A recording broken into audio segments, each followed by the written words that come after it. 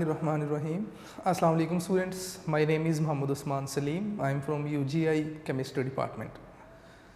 बेटा online classes चल रही हैं, आप इसे अपने लिए गोल्डन टाइम समझिए और आपका आने का जाने का और जो आप थक जाते हैं वो रेस्ट का टाइम भी बच रहा है आपका, तो आप सारे टाइम को अपनी स्टडीज़ में यूटिलाइज़ कीजिए। ठीक है, तो लास्ट लेक्चर में हमने सेकंड चैप्टर, हमारा लास्ट टॉपिक था क्रोमेटोग्राफी, हमने कंप्लीट किया।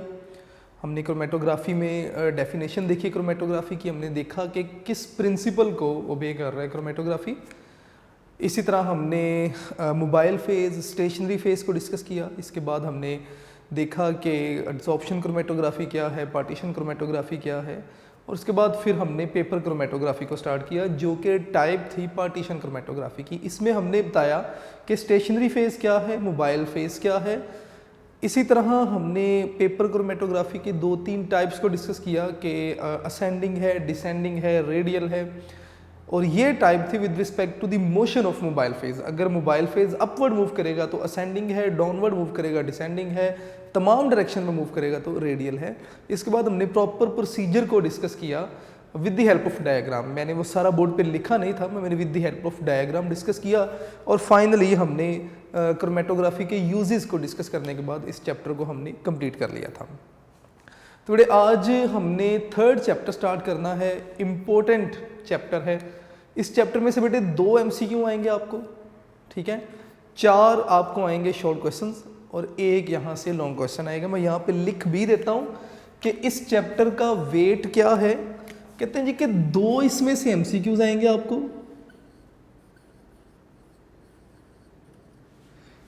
4 इसमें से शॉर्ट क्वेश्चंस आएंगे, और इसी तरह 1 पार्ट किसका जी, लॉन्ग क्वेश्चन का आएगा। तो ये इस चैप्टर का वेट है।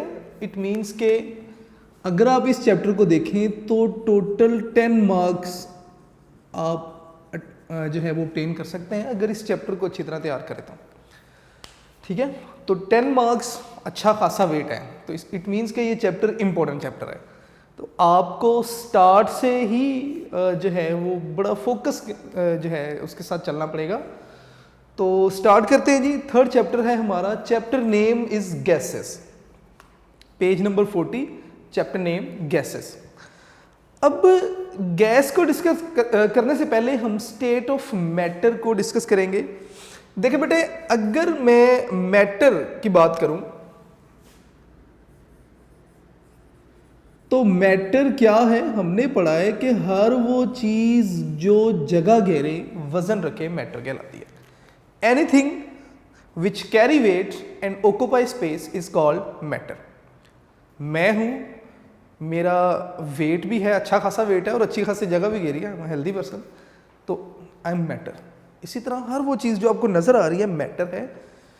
कुछ बच्चे क्वेश्चन करते हैं सर एयर, हवा मैटर है या नहीं? बिल्कुल है, वज़न भी है और जगह भी गिरती है। आप एक एम्प्टी बैलून लें, उसका वेट करें, वेट भी आपने नोट कर लिया, आप उस बैलून को एयर फिल कर लें, आप देखेंगे कि जब आप उसे एयर फिल करेंगे वॉल्यूम बढ़ जाएगा। इट मीन्स के एयर ने स्पेस ऑक्यूपाई की।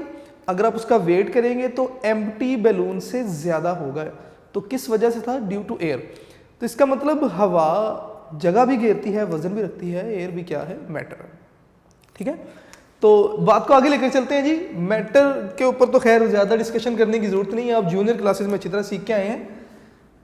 2 इसकी कंडीशंस हैं, स्टेट्स हैं, एक बेटे फिजिकल और एक केमिकल। मैं यहाँ पे लिख देता हूँ, मैटर की फिजिकल स्टेट्स भी हैं और केमिकल स्टेट्स भी हैं। तो सबसे पहले तो हमें पता होना चाहिए कि मैटर की फिजिकल स्टेट कौन सी है, और इसी तरह मैटर की केमिकल स्टेट कौन सी है।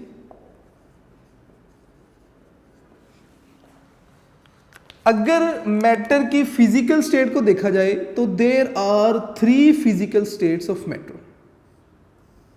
इसमें solid, liquid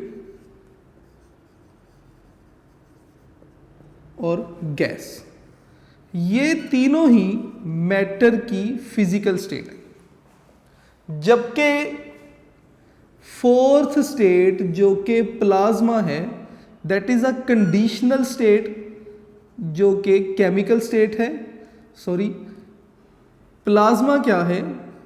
is the chemical state of matter. अगर आप मैटर को हीट करें तो हीट करते जाएं तो एक टाइम ऐसा आएगा कि मैटर के जो एटम्स हैं उनके इलेक्ट्रॉन्स अपने ऑर्बिट्स में से बाहर आ जाएंगे और इस तरह आपके पास आयंस और इलेक्ट्रॉन्स की एक स्टेट बन जाएगी जो कि प्लाज्मा है। प्लाज्मा को हम फोर्थ चैप्टर में थॉरोली डिस्कस भी करेंगे। फिलहाल जो यहां पर हमने डिस्कस करना है वो बेटे गैसेस। हमने मैटर की गैसियस स्टेट को डिस्कस करना है because chapter name is gases. अब सबसे पहले तो गैस की डेफिनेशन आप 9th क्लास में सीख के आ चुके हैं, मैं दोबारा एक बार बोल भी देता हूं, मैं लिखूंगा नहीं बोर्ड पे। गैस क्या है? वो कहते हैं जी state of matter which do not have definite shape and volume is called matter. यानी कि ये मैटर की वो स्टेट है जिसकी ना तो कोई डेफिनिट शेप है ना ही डेफिनिट वॉल्यूम है। इसका मतलब क्या है? डेफिनिट शेप के ऊपर पहले डिस्कशन कर लेते हैं। देखिए, आप गैस को जिस बर्तन में रखेंगे गैस वो शेप जो है वो अटेन कर लेगी। अगर सिलेंडर में है तो सिलेंडर की शेप अटेन कर लेगी, अगर पाइप्स में से पास कर रही है तो पाइप की शेप अटेन कर लेगी। तो गैस जिस भी बर्तन में है, जिस कंटेनर में है, उस कंटेनर की शेप अटेन कर लेगी। इसका मतलब गैस की अपनी कोई शेप नहीं है। तो do not have definite shape, definite volume भी नहीं है इसका। क्यों? मेरे वर्ड्स को गौर से सुन लीजिएगा, ये बार बार यूज होंगे। वॉल्यूम आप उन स्टेट्स का मालूम कर सकते हैं जिनके मॉलिक्यूल्स साथ साथ होंगे। सिर्फ उन स्टेट्स का वॉल्यूम मालूम किया जा सकता है मैटर की जिनके मॉलिक्यूल्स एक दूसरे के साथ साथ होंगे। लेकिन हम तो पहले चैप्टर में पढ़ के आ चुके हैं कि गैस का एक मॉलिक्यूल अपने जैसे दूसरे मॉलिक्यूल से 300 गुना फासले पे होता है, अपने साइज के 300 गुना फासले पे। इसका मतलब मॉलिक्यूल तो साथ साथ नहीं है, इसलिए हम गैस का वॉल्यूम भी मालूम नहीं कर सकते। ठीक है, तो ना तो इसकी डेफिनिट शेप है ना ही डेफिनिट वॉल्यूम है। अब ये आपके पास 4 टोटल स्टेट्स लिखी हुई हैं। There are 4 states of matter. Physical कौन सी है, केमिकल कौन सी, आपको पता होनी चाहिए। इन्हीं स्टेट्स को लेट्स से मैं एमसीक्यूज के ऑप्शन मान लेता हूं। Let's say it is option A, liquid is option B, gas is option C and plasma is option D. Let's say ये हमारे पास एमसीक्यूज है, ऑप्शन है। मैं यहाँ पे स्टेटमेंट लिखूंगा और आपने आंसर गेस करने होंगे, साथ साथ हम रीजंस को भी डिस्कस करेंगे।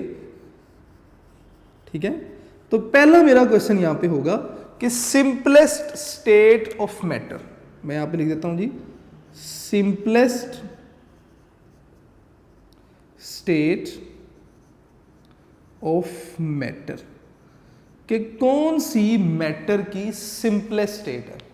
देखिए, अगर आप लिक्विड्स को डिस्कस करते हैं, मॉलिक्यूल साथ साथ हैं, अगर मॉलिक्यूल साथ साथ हैं तो बहुत सारी मॉलिक्यूल्स के दरमियान फोर्सेस अपीयर होंगी, स्ट्रक्चर्स बनेंगे, आपको स्ट्रक्चर्स देखने हैं। इसी तरह हर वो स्टेट जिसके मॉलिक्यूल साथ साथ हैं वो सिंपलेस्ट स्टेट नहीं है, क्योंकि मॉलिक्यूल साथ साथ हैं, मॉलिक्यूल्स के दरमियान फोर्सेस आ गई, स्ट्रक्चर्स बनेंगे और आपने उन स्ट्रक्चर्स को डिस्कस करना है, आपके लिए बातें मुश्किल होती जाएंगी। तो सिंपलेस्ट स्टेट कौन सी होगी? जब मॉलिक्यूल एक दूसरे से दूर दूर हैं, आपने सिर्फ एक ही मॉलिक्यूल को डिस्कस करना है, तो वो सिंपलेस्ट स्टेट है, आसान स्टेट है, आपको समझाने के लिए, आपके पढ़ने के लिए वो ईजी है।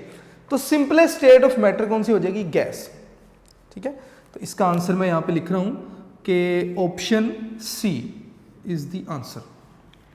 इसी तरह अगर आपसे क्वेश्चन किया जाए कि आपने बताना है कि सबसे लेस कॉमन स्टेट कौन सी है, तो मैं यहाँ पे लिख देता हूँ कि most less common state of matter, कि मैटर की सबसे लेस कॉमन स्टेट कौन सी है, तो इसका आंसर बेटे बी होगा। मैं यहां पे लिख देता हूं option B. Liquid is the less common state, यानी कि ये सबसे कम पाए जाने वाली स्टेट है। क्यों? क्योंकि अगर कोई मैटर लिक्विड में एग्जिस्ट करता है या एग्जिस्ट करना चाहता है तो उसे लिक्विड में एग्जिस्ट करने के लिए एक टेम्परेचर रेंज को ओबे करना होगा। फॉर एग्जाम्पल मैं यहाँ पे लिख रहा हूँ, मैं रिमूव भी कर दूंगा, जरा देखते रहिएगा। आइस है जी आपके पास, अगर आप उसे मेल्ट करेंगे तो ये कन्वर्ट होगी किसमें? वाटर में। और अगर आप इसे फर्दर हीट करेंगे तो ये वेपर्स में कन्वर्ट हो जाएगा। तो आइस कब है जी? 0 डिग्री सेंटीग्रेड पे आपके पास आइस है। आप टेम्परेचर 0 से बढ़ाते जाएं तो 100 डिग्री सेंटीग्रेड तक वेपर्स हैं। 100 से आगे लिक्विड स्टेट में रहेगा, 100 से आगे वाटर बॉयल होगा और वेपर्स में कन्वर्ट होता जाएगा। तो इसका मतलब 0 से 100 तक अगर टेम्परेचर है तो H2O एज लिक्विड एग्जिस्ट करेगा। इस टेम्परेचर से पीछे सॉलिड है क्योंकि आइस में कन्वर्ट हो जाएगा। इस टेम्परेचर से ऊपर वेपर्स में यानी कि गैस में कन्वर्ट हो जाएगा। तो इट मींस कि लिक्विड में एग्जिस्ट करने के लिए इसे एक टेम्परेचर रेंज को ओबे करना है 0 से 100। अगर इस टेम्परेचर के दरमियान में टेम्परेचर होगा वाटर का तो वो लिक्विड स्टेट में होगा। अगर टेम्परेचर इससे कम हो गया तो सॉलिड, इससे ज़्यादा हो गया तो गैस। तो इसका मतलब लिक्विड में एग्जिस्ट करने के लिए any matter have to obey a narrow temperature range.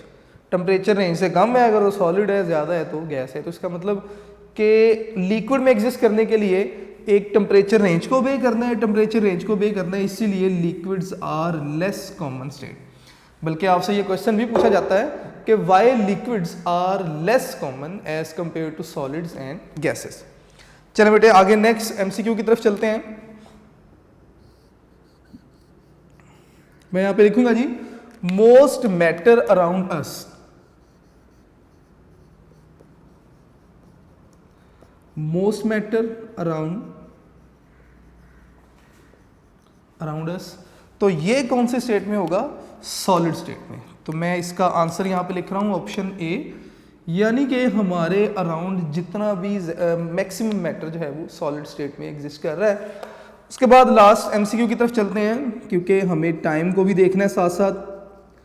तो इस एमसीक्यू को मैं 2-3 स्टेटमेंट यहाँ पे लिख सकता हूँ। इसकी मैं लिख सकता हूँ कि केमिकल स्टेट ऑफ मैटर, ठीक है। यहाँ आप ये भी लिख सकते हैं कि 99% ऑफ यूनिवर्स, ये बेटे प्लाज्मा में एग्जिस्ट करता है। तो मैं इसका ऑप्शन दूंगा जी ऑप्शन डी। अब आप कहेंगे 99% तो हमारे अराउंड प्लाज्मा है ही नहीं इतना ज़्यादा, तो 99% ये क्यों कहा जा रहा है? देखिए यहाँ पे बात हो रही है यूनिवर्स की, ना कि अर्थ की। अगर अर्थ की बात की जाए तो ज़्यादा चीज़ें सॉलिड स्टेट में है, लेकिन अगर मैं यूनिवर्स की बात करूँ तो यूनिवर्स जो है वो 99% प्लाज्मा है, ठीक है। सन जो है वो हमारी ज़मीन से साइज में 10 लाख गुना बड़ा है और वो है ही सारा प्लाज्मा। तो अगर मैं यूनिवर्स की बात करूं तो यूनिवर्स में हमारा एक गैलेक्सी सिस्टम है जिसमें सूरज है और कोई 9 सितारे थे जिसमें से 8 रह गए हैं। तो ये एक गैलेक्सी सिस्टम है और पता नहीं अल्लाह ताला ने कितने गैलेक्सी सिस्टम बनाए हैं और वो सारे के सारे सितारे या वो स्टार्स जो हैं वो प्लाज्मा पे जो है वो कंसिस्ट करते हैं। तो इसलिए maximum part of the universe is plasma. तो ये बेटे कुछ पेज 40 पे स्टार्ट में एक पैराग्राफ है, आप उसे पढ़िएगा, शायद आपको कुछ इन्फॉर्मेशन समझ आए यहाँ पे। उसके बाद नेक्स्ट वो कहते हैं जी कि हम डिस्कस करेंगे प्रॉपर्टीज़ को, गैसेस की भी, सॉलिड्स की भी, लिक्विड्स की भी, अलग-अलग से। लेकिन मैंने कोशिश की है कि हम इन सारी प्रॉपर्टीज़ को एक ही टेबल में डिस्कस कर लें, ठीक है। तो मैं यहाँ पे प्रॉपर्टी का नेम लिखूंगा, प्रॉपर्टी, ठीक है। उसके बाद वो प्रॉपर्टी सॉलिड्स में किस तरह है, वो प्रॉपर्टी लिक्विड्स में किस तरह है, और वही प्रॉपर्टी गैसेस में किस तरह पाई जाती है, ठीक है। तो अगर आप प्रॉपर्टीज पढ़ेंगे भी तो आपको बिल्कुल ऐसे ही चीजें मिलेंगी। सबसे पहले वो बात करते हैं, पहली प्रॉपर्टी उन्होंने डिस्कस की डेफिनिट शेप की। तो मैं यहां पे डेफिनिट शेप लिख रहा हूं बेटे। सॉलिड्स की डेफिनेट शेप होती है जी, लिक्विड्स की डेफिनेट शेप नहीं होती, गैसेस की डेफिनेट शेप नहीं होती। क्यों? मैं पहले भी डिस्कस कर चुका हूं कि गैस को आप जिस बर्तन में डालेंगे उसी बर्तन की शेप इख्तियार कर लेगी, लिक्विड को आप जिस बर्तन में रखेंगे उसी बर्तन की शेप ले लेगा। अगर आपने जग में रखा हुआ है पानी, वो जग की शेप ले जाएगा, अगर ग्लास में है तो ग्लास की शेप। तो इसका मतलब वाटर की भी या लिक्विड की भी अपनी कोई शेप नहीं है। Second property is definite volume.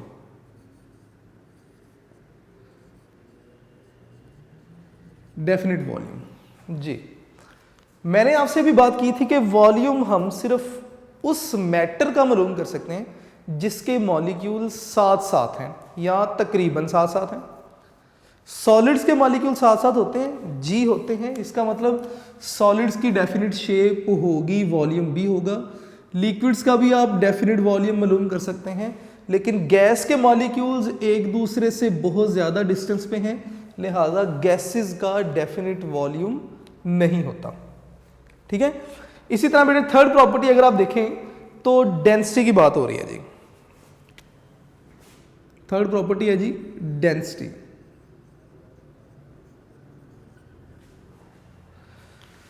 अब डेंसिटी को मैं अक्सर इस तरह डिफाइन करता हूं, आपके पास फॉर्मूला तो है, mass by volume is called density. Density को हम इस तरह भी कह सकते हैं कि amount of matter in a specific volume, एक स्पेसिफिक वॉल्यूम में amount of matter. For example ये मार्कर का वॉल्यूम आप ले लें, इस स्पेसिफिक वॉल्यूम में आपने अमाउंट ऑफ मैटर देखना है। अगर तो सॉलिड होगा तो ज़्यादा मैटर होगा, क्योंकि सॉलिड के मॉलिक्यूल्स बिल्कुल एक दूसरे के साथ साथ मौजूद हैं, तो मैटर की अमाउंट ज़्यादा होगी। अगर लिक्विड की बात करेंगे तो लिक्विड के मॉलिक्यूल भी एक दूसरे के साथ साथ ही हैं, लेकिन उनमें थोड़ा सा स्पेस है as compare to solid particles. ठीक है, लेकिन इसका मतलब लिक्विड भी डेंसर ही है, लेकिन सॉलिड से ज़रा कम इसमें अमाउंट ऑफ मैटर है। जबकि गैसेस की अगर बात की जाए तो मॉलिक्यूल्स एक दूसरे से बहुत दूर दूर होंगे इतने वॉल्यूम में। मैं अपनी बात को दोबारा रिपीट कर रहा हूँ, डेंसिटी अमाउंट ऑफ मैटर। अगर सॉलिड की बात की जाए तो सॉलिड के पार्टिकल्स एक दूसरे से बिल्कुल साथ साथ हैं, तो इसका मतलब सॉलिड्स की डेंसिटी ज़्यादा होती है। मैं इस तरह कहूँगा कि सॉलिड्स आर डेंसर या सबसे ज़्यादा डेंस हैं। तो मैं यहाँ पे लिख देता हूँ कि डेंसिटी इनकी सॉलिड्स की हाई है। ठीक है। लिक्विड्स के जो पार्टिकल हैं वो भी साथ साथ होते हैं, लेकिन सॉलिड्स की तरह नहीं कि अपनी जगह नहीं छोड़ रहे। लिक्विड्स के पार्टिकल भी साथ साथ हैं, लेकिन with in the liquid they can move. क्यों मूव कर सकते हैं? ऑब्वियसली इनके पास थोड़ी थोड़ी स्पेस है मूव करने के लिए, तो वो मूव कर सकते हैं। तो इट मीन्स कि लिक्विड्स भी डेंसर हैं, लेकिन लेस देन सॉलिड्स। तो मैं यहाँ पे लिख देता हूँ कि इनकी डेंसिटी लेस देन सॉलिड्स है। ठीक है। और जो गैसेस हैं इनकी डेंसिटी वेरी लो होती है, इनकी डेंसिटी बहुत कम है। तो मैं यहाँ पे लिख देता हूँ वेरी लो, इनकी डेंसिटी सबसे कम है। ठीक है।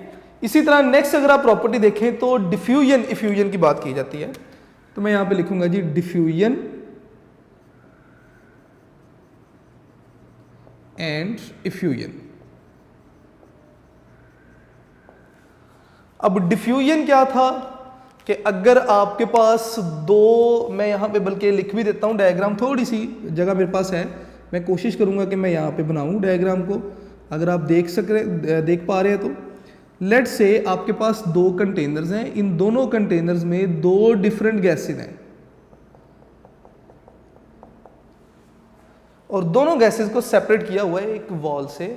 अगर आप इस वॉल को हटा दें तो दोनों गैसेस एक दूसरे में मिक्स हो जाएंगी और मिक्स होने के बाद एक होमोजीनस सा मिक्सचर बन जाएगा। तो ये जो होमोजीनस मिक्सचर बनाने का जो प्रोसेस है, फिनोमिना है, ये फिनोमिना डिफ्यूजन कहलाता है।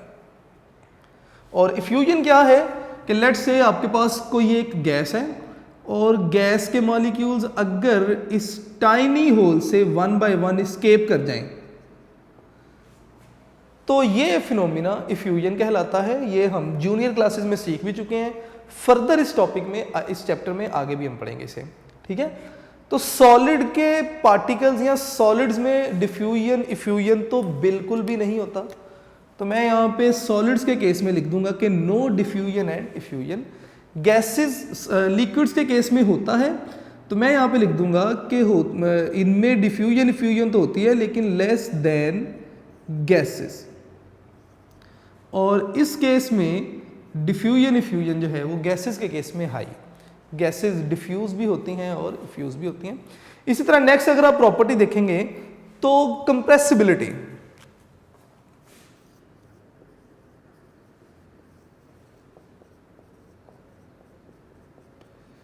देखिए बेटे सॉलिड्स को आप कंप्रेस नहीं कर सकते। क्यों? क्योंकि सॉलिड्स के पार्टिकल्स के दरमियान एम्प्टी स्पेसेस मौजूद नहीं है, तो सॉलिड्स को आप कंप्रेस नहीं कर सकते। मैं यहाँ पे कह दूंगा जी इन्हें आप कंप्रेस नहीं कर सकते। दूसरी तरफ आ जाए लिक्विड्स को भी आप कंप्रेस नहीं कर सकते क्योंकि इनके पार्टिकल्स के दरमियान भी फोर्सेस बहुत ही कम होती हैं, एम्प्टी स्पेसेस कम है। गैसेस को आप कंप्रेस कर सकते हैं क्योंकि इनके पार्टिकल्स के दरमियान एम्प्टी स्पेसेस मौजूद हैं। इसी तरह नेक्स्ट अगर आप चलेंगे तो थर्मल एक्सपेंशन आ जाएगा। थर्मल एक्सपेंशन है, देखिए बेटे सॉलिड्स को अगर आप हीट करेंगे तो कोई भी मैटर है अगर आप उसे हीट करेंगे तो वो एक्सपेंड होगा। इससे आप 8th क्लास में भी सीख के आए हैं, 9th क्लास में भी आपने सीखा, ठीक है। यहाँ पे भी थोड़ी सी बात हो रही है इसकी। अगर आप मैटर को हीट करेंगे तो मैटर एक्सपेंड करेगा। इसकी एप्लीकेशन, नंबर ऑफ एप्लीकेशन आपने जूनियर क्लासेस में सीखी भी हुई है। तो सॉलिड्स में जो थर्मल एक्सपेंशन है दैट इज लो, ठीक है। लिक्विड्स में थर्मल एक्सपेंशन मॉडरेट है, यानी कि दरमियानी सी रेट पे इसमें थर्मल एक्सपेंशन है, जबकि गैसेस में थर्मल एक्सपेंशन जो है वो क्या है, हाई है। थर्मल एक्सपेंशन के बाद बेटे नेक्स्ट अगर आप देखें इसकी प्रॉपर्टी तो जॉउल थॉमसन इफेक्ट है। मैं यहाँ पे लिख दूंगा जी, जरा देखते जाइएगा साथ साथ, जॉउल थॉमसन इफेक्ट। जॉउल थॉमसन इफेक्ट क्या है? अगर आप गैसेस को सडनली एक्सपेंड करें तो सडन एक्सपेंशन काज कूलिंग। आपने किसी गैस को कंप्रेस करके रखा है और अब आप क्या करते हैं, उस कंप्रेस्ड गैस को किसी टाइनी होल से सडनली एक्सपेंड होने देंगे, तो this sudden expansion will cause cooling. तो ये जो इफेक्ट है इसे आप जॉउल थॉमसन इफेक्ट कहते हैं। तो ना तो ये सॉलिड्स में है ना ये लिक्विड्स में है, ये सिर्फ गैसेस में पाया जाता है, ठीक है। इसके बाद बेटे हम बात करेंगे जी फोर्सेस की। तो यहाँ हम मोशन की बात कर लेते हैं पहले।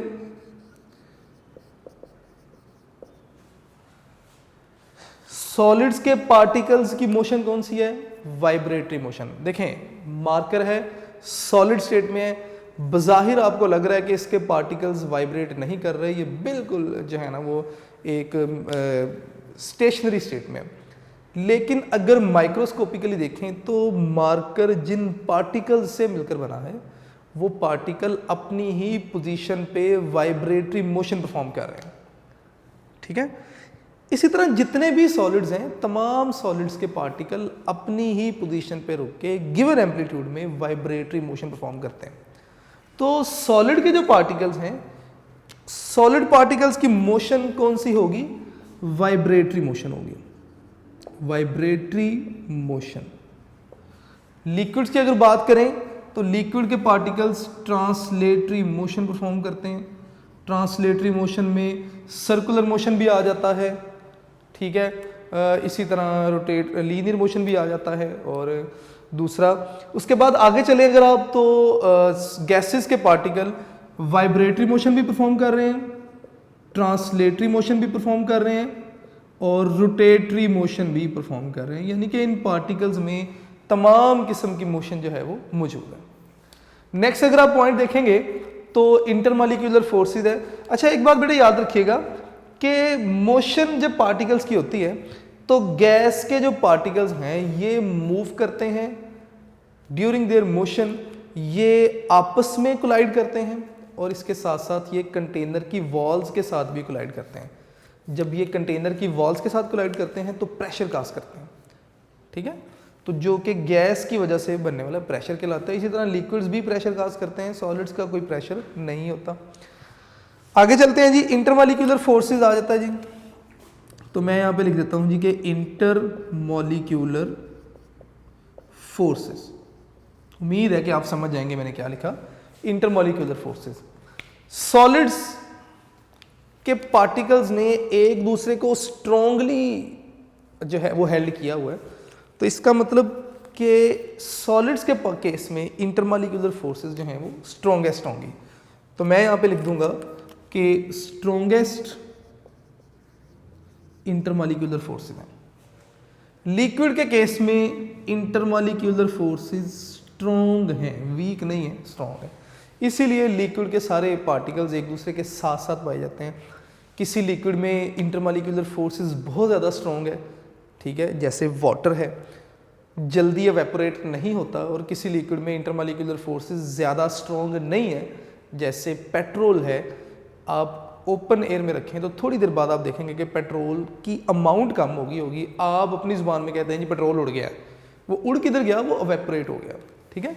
तो कोई लिक्विड जल्दी एवेपोरेट होगा या नहीं, it depends upon intermolecular forces के मॉलिक्यूल्स ने आपस में एक दूसरे को कितनी ताकत से पकड़ा हुआ है। गैसेस में इंटरमॉलिक्यूलर फोर्सेस जो हैं वो वीकेस्ट हैं, यानी कि सबसे कम जो स्ट्रॉन्ग इंटरमॉलिक्यूलर फोर्सेस हैं वो गैसेस में हैं।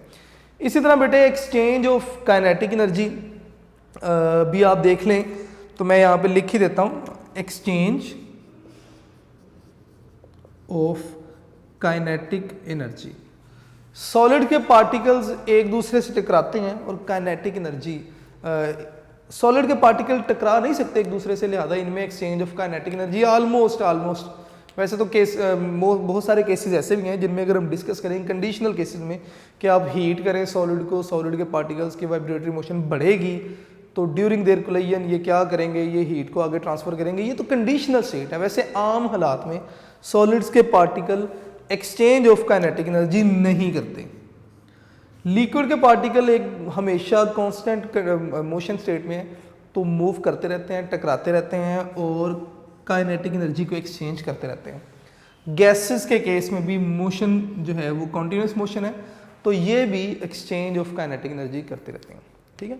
तो ये बेटे कुछ प्रॉपर्टीज़ थी सॉलिड्स की, लिक्विड्स की, गैसेस की, ये आपको अच्छे तरीके से बेटे पता होनी चाहिए। इसके बाद नेक्स्ट हमारा जो टॉपिक है दैट इज़ प्रेशर। तो स्टार्ट करते हैं जी। नेक्स्ट टॉपिक है जी हमारा प्रेशर क्या है, उसे डिस्कस करेंगे। इसे स्टिल करके एक बार देख लीजिएगा, कोई प्रॉब्लम आए तो दोबारा लेक्चर सुनिएगा, इंशाल्लाह चीज़ें क्लियर होती जाएंगी। तो नेक्स्ट हमारा जो टॉपिक स्टार्ट हो रहा है that is units of pressure.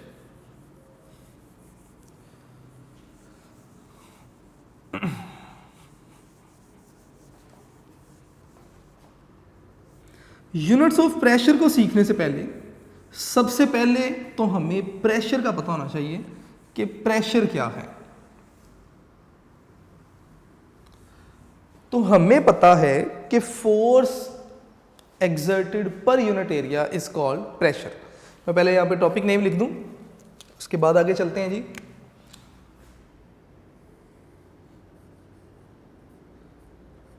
Units of pressure.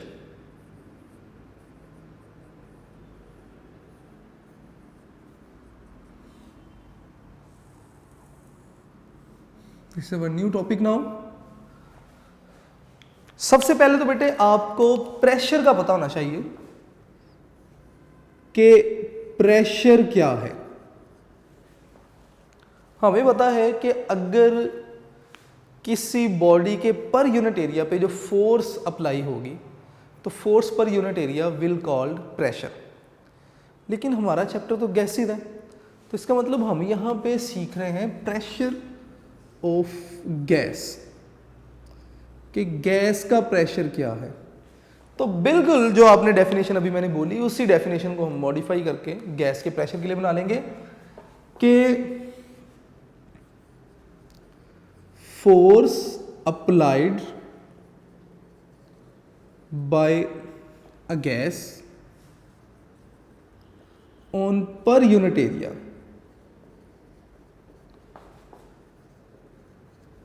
is called pressure of gas, यानी कि गैस किसी यूनिट एरिया पे जो प्रेशर अप्लाई करेगी, दैट जो फोर्स अप्लाई करेगी, that will call pressure of gas. ठीक है, अब प्रेशर का जो यूनिट है दैट इज एटीएम। तो मैं यहां पर लिख देता हूं कि इसका यूनिट क्या है, that is ATM atmospheric pressure. अब एटीएम प्रेशर क्या है, कहते हैं जी कि फोर्स एक्सर्टेड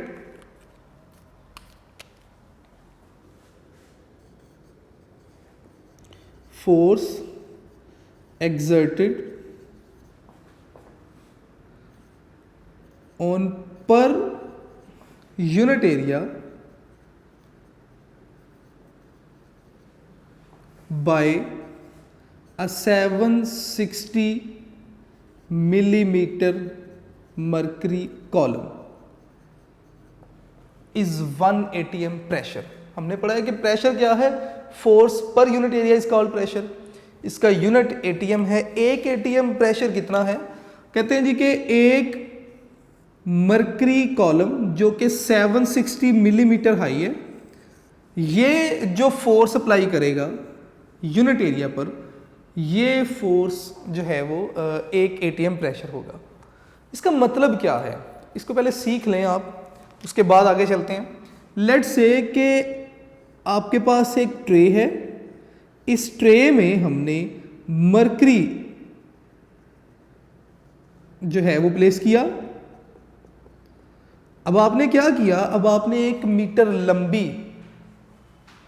ग्लास कॉलम ली और इन्वर्टेड फॉर्म में आपने इसे इस मरकरी के ऊपर प्लेस कर दिया, और ये सारा काम आप कर रहे हैं सी लेवल पे। होगा क्या कि इस तरफ भी एयर है, इस तरफ भी एयर है। एयर क्या करेगी, इस मरकरी पे प्रेशर कास्ट करेगी। ठीक है, इधर से भी प्रेशर अप्लाई होगा। अब इस प्रेशर की वजह से मरकरी अपवर्ड मूव करना शुरू करेगा, और अपवर्ड मूव करते करते जिस पॉइंट पे आके मरकरी रुकेगा, अगर आप वहां से रीडिंग नोट करेंगे इस कॉलम पे, तो दैट विल बी 760 मिलीमीटर। ठीक है, तो इसका मतलब ये हुआ कि ये जो एयर का प्रेशर था जिसने सपोर्ट किया एक मरकरी कॉलम को up to 760 millimetre of mercury, तो ये जो प्रेशर है ये आपके पास एक एटीएम प्रेशर कंसीडर किया जाता है। इसे हम स्टैंडर्ड मान लेते हैं कि ये 1 एटीएम प्रेशर है। एयर ने प्रेशर अप्लाई किया मरकरी पे, मरकरी यहां से कॉलम में रेज हुआ। कब तक रेज हुआ, जब तक कि मरकरी अपवर्ड मूव करते करते 760 मिलीमीटर की हाइट तक नहीं पहुंच गया। तो जब 760 मिलीमीटर की हाइट तक पहुंच गया, यहां पे आके मरकरी रुक गया। तो हमने अज्यूम कर दिया कि जब भी मरकरी 760 मिलीमीटर की हाइट तक जाएगा तो बाहर का जो प्रेशर है वो 1 एटीएम होगा। ठीक है, अब आगे बात करते हैं जी, इसके अदर यूनिट्स देख लेते हैं प्रेशर के।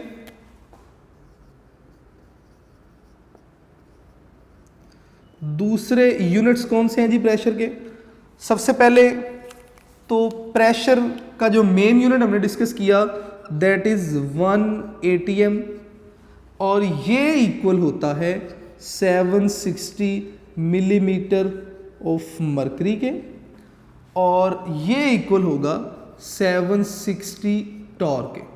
Torr is an other unit of pressure. तो इस इंफॉर्मेशन से हमें एक और इंफॉर्मेशन मिल रही है, दैट इज कि 1 millimetre of mercury is equal to 1 torr. क्योंकि अगर 760 मिलीमीटर ऑफ मरकरी है, 760 टॉर है एटीएम में, तो इसका मतलब इनका यूनिट तो आपस में बराबर है। 1 मिलीमीटर ऑफ मरकरी 1 टॉर के इक्वल होगा। इसी तरह नेक्स्ट मैं ब्लू से लिख देता हूं यहां पे। कहते हैं जी कि 1 एटीएम प्रेशर जो है ये इक्वल है किसके, 101,325 न्यूटन पर मीटर स्क्वायर के, और इतने ही पास्कल के, 101,325 पास्कल के। तो इसका मतलब ये हुआ कि यहाँ से जो इन्फॉर्मेशन हमें मिल रही है दैट इज़ 1 न्यूटन पर मीटर स्क्वायर और 1 पास्कल, ये भी आपस में इक्वल है। अगर आप देखें एक एटीएम में इतने ही न्यूटन पर मीटर स्क्वायर हैं, इतने ही पास्कल हैं, तो न्यूटन पर मीटर स्क्वायर और पास्कल इक्वल हो गए।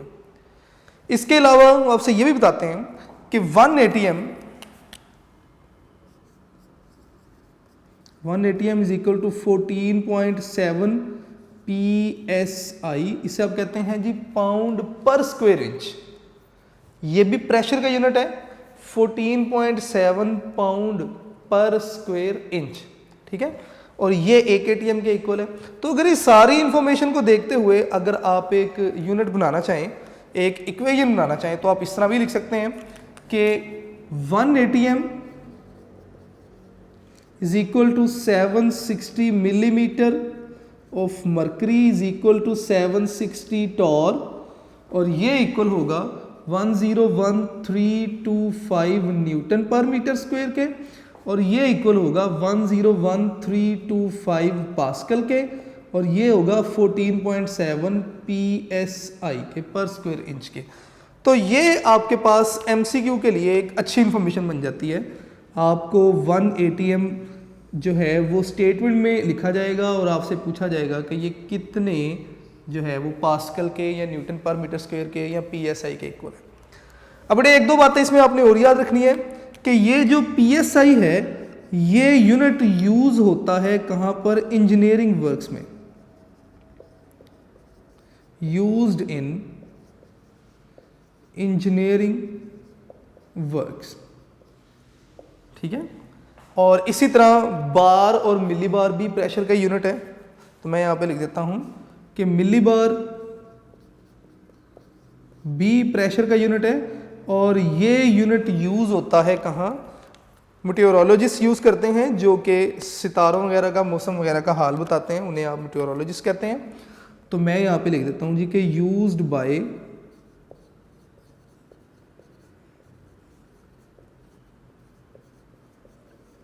मेटेओरोलॉजिस्ट। तो ये बेटे एक दो इन्फॉर्मेशन है, MCQ के लिए भी इंपॉर्टेंट है, आप इसे अच्छे तरीके से देखिएगा। तो that was the unit of pressure. तो यहाँ तक बेटे हमारा आज का जो पॉसिबल लेक्चर था हमने कंप्लीट किया। इससे आगे अगर मैं स्टार्ट करूँगा तो गिवन टाइम में काम कंप्लीट नहीं हो पाएगा। तो आपने बेटे चैप्टर भी स्टार्ट हुआ है, मेरा नहीं ख्याल कि अभी तक कोई हमने ऐसी मुश्किल चीज़ पढ़ी है जो जिसको सीखने के लिए हमें बहुत ज़्यादा एफर्ट करनी थी। बड़ी आसान चीज़ें थी। आपने सबसे पहले सीखा कि गैसेस क्या हैं, मैटर की स्टेट्स के बारे में डिस्कस किया, फिर हमने क्या सीखा, कुछ एक MCQs थे कि लेस कॉमन स्टेट कौन सी है, सिंपलेस्ट स्टेट कौन सी है, मोस्ट मैटर अराउंड अस। उसके बाद हमने गैसेस की प्रॉपर्टीज़ को डिस्कस किया, अलग-अलग ऐसे प्रॉपर्टीज़ लिखी हैं गैसेस की, लिक्विड्स की, सॉलिड्स की, लेकिन मैंने कोशिश की एक टेबल में रखें ताकि हम एक प्रॉपर्टी का नाम लें और हमें टेबल को देखते हुए तीनों कंडीशन में पता चल जाए कि प्रॉपर्टी किस तरह वेरी कर रही है स्टेट टू स्टेट। उसके बाद बेटे हमने यूनिट्स ऑफ प्रेशर को डिस्कस किया, हमने सीखा कि प्रेशर क्या है। उसके बाद ATM प्रेशर का मतलब क्या है, 1 ATM प्रेशर का, ठीक है। और उसके बाद हमने इसके डिफरेंट यूनिट्स को डिस्कस किया और कौन से यूनिट्स कहाँ यूज़ हो रहे हैं ये भी देखा। पास्कल जैसे यूनिट है, एक पास्कल और न्यूटन मीटर स्क्वायर इक्वल है। पास्कल के बड़े यूनिट की भी यहाँ पे बात हुई है, किलो पास्कल की, ठीक है। तो वो भी 101.325 किलो पास्कल जो है वो इसके इक्वल होगा, बड़ा यूनिट है पास्कल का। बहरहाल ये थोड़ी सी इन्फॉर्मेशन थी, आपने इसे बेटे अच्छे तरीके से प्रिपेयर करना है, डेली का काम डेली करते जाएं। जिस तरह मैं बोर्ड पे लिख रहा हूँ आप वैसे ही अपने लेक्चर नोट्स बनाते जाएं, आपके लिए चीज़ें आसान होती जाएंगी। ड्यूरिंग टेस्ट आपको नए सिरे से कोई बुक नहीं देखनी पड़ेगी, ठीक है। तो बेटा इसे प्रिपेयर कीजिएगा, घर पे रहिएगा, सेफ रहें, अपने घर वालों को भी सेफ रखें, अपने गोल्डन टाइम को यूज़ करें, अपनी स्टडीज़ की तरफ फोकस कीजिए और अपना ख्याल रखिएगा बेटा। अल्लाह हाफिज़।